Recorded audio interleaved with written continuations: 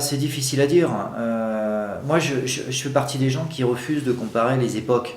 Les époques sont très différentes, les circuits sont différents, la sécurité est différente. Comparer les époques avec Senna Prost, où il y avait encore des morts sur la piste et on pouvait se faire assez facilement très mal. Forcément, l'engagement personnel, mental, physique, les autos étaient différentes. C'est difficile de comparer. Un pilote aujourd'hui ne serait pas forcément vite il y a 30 ans. Donc c'est très difficile de comparer ça. Alors évidemment, on compare avec un palmarès, hein, c'est chiffré, et là encore, effectivement, on peut comparer, mais est-ce que c'est comparable? Il y a 30 ans, il n'y avait pas 20 meetings par an. Donc, mais bon, il n'empêche que ce qui est très très clair, c'est qu'il écrase sa génération. Et ce n'est pas que en F1, c'est que de toute façon, toute l'ascension qu'il a eue pour aller en F1, il a mis d'équerre tout le monde, faut être honnête. Donc ce n'est que la continuité. Après, on peut avoir son avis personnel. Le mien, c'est qu'effectivement, il fait partie probablement des 2-3. Dire que c'est le meilleur, c'est très compliqué. C'est comparer ce qui n'est pas comparable. Comparer un Fangio avec Hamilton, ça n'a pas de sens. Maintenant, je pense que quand même, il a un talent,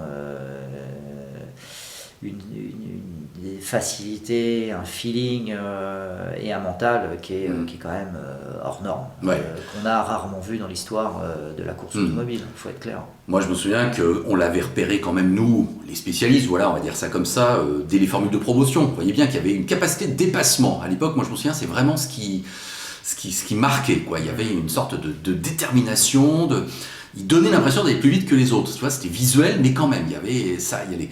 De là à dire qu'il allait gagner 92 fois, qu'il allait égaler sans doute évidemment le record de Schumacher aussi du nombre de titres et qu'il allait avoir toutes les meilleures statistiques du monde, bon, on l'aurait peut-être pas forcément dit. Mais le fait est que moi, ce que j'aime bien en lui, parce qu'il ne me semble pas avoir une personnalité qui est extraordinaire, je veux dire, bon, je suis pas bluffé par sa personnalité, par ses déclarations, je parle même pas de ses engagements politiques, je parle au niveau de sa vie quotidienne. Mais en piste, je vois pas ce qu'on peut lui reprocher. Là où Schumacher, on pouvait lui reprocher des choses. Hein. Schumacher, moi je te le dis franchement, hein, combien de fois on a hurlé quand on voyait des manœuvres qui nous semblaient pas nettes, quoi. Hamilton, c'est souvent sans doute viril, mais ça me semble correct et ça me semble pas être ni un enfant de cœur, certes, mais pas non plus un enfoiré. Autorise-moi l'expression. Non, on l'a jamais. Enfin, en tout cas, j'ai pas souvenir de l'avoir vu faire des manœuvres qui pouvaient être vraiment répréhensibles.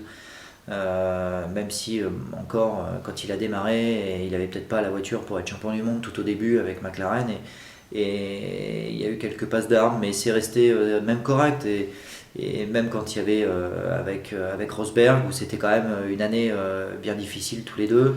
On pouvait pas dire qu'il avait fait une manœuvre plus que Rosberg quand il s'était accroché, je me rappelle au Red Bull Ring je crois. Et il y a toujours eu quand même quelque chose de très correct et ça peut être musclé mais toujours correct, sportif et quand il fait une erreur il s'est jamais caché, il a jamais été dans la critique. C'est un peu le gendre idéal quand même sur les circuits. Alors bon, maintenant les tatouages et tout ça, peut-être moins, mais c'est un garçon déjà que j'ai connu et on a connu un peu plus jeune, qui a aussi une famille qui est très réservée. C'est un garçon très réservé, très poli, très gentil dans la vie de tous les jours. Il n'y a rien à lui reprocher, il mérite, il a un talent hors norme. Donc c'est dans la continuité de toute façon ce qu'on voit venir depuis un moment. Et puis c'est pas terminé parce que on ne sait pas effectivement ce que fera Mercedes, dans quelle équipe il ira, mais de toute façon il aura la capacité à faire quelque chose d'exceptionnel. C'est pas terminé. Il sera hors norme. Il est déjà hors norme, donc il aura, s'il n'a pas 100% des records, il en sera pas loin. Et bon, ça c'est sûr qu'il marquera l'histoire de la F1 jusqu'à la fin de la F1, ça c'est clair.